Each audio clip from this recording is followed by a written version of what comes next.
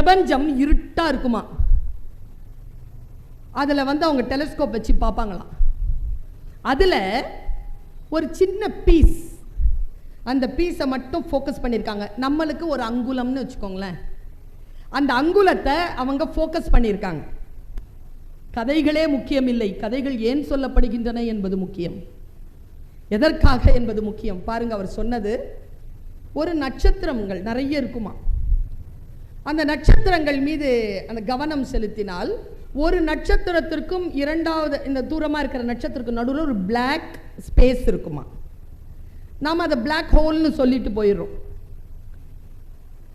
ரொம்ப நாள் அவங்க கூர்ந்து கவனிச்சதுல பெற்றெடுத்த உண்மையை அவர் சொன்னார்.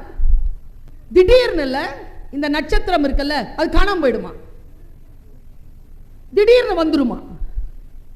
இவங்களுக்கு என்ன ஆய்வுனா, அது எங்க போகுது, எங்க வருது, எதுல இருந்து வருது, இதான் அவங்க நோக்கம்.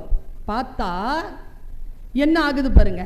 இருட்டு பள்ளம் இருக்குல்ல, அந்த இருட்டு பள்ளம் அந்த நட்சத்திரத்தை தன்னுடைய சக்தி நிலையில அப்படி உள்ளுக்கு இழுத்துக்குது. நட்சத்திரங்கள் இருட்டு பள்ளத்துக்குள்ள போயிடுது.